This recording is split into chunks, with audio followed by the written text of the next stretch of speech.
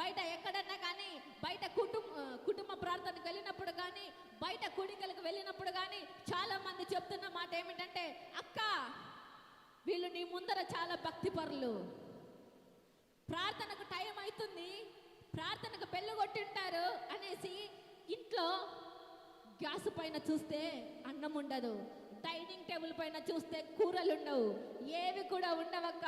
ఏమన్నంటే ఈరోజు ఇంటింటి కొడుకు అంటారు, రేపు పొద్దున చూస్తే కనుక ఆడ ఉపవాస ప్రార్థన ఉందంటారు, ఇంకొక చోట చూస్తే ఈరోజు శీలకూటం అంటారు. ఈ వారంలో 3 రోజులు మాత్రమే నేను భోంచేశాను.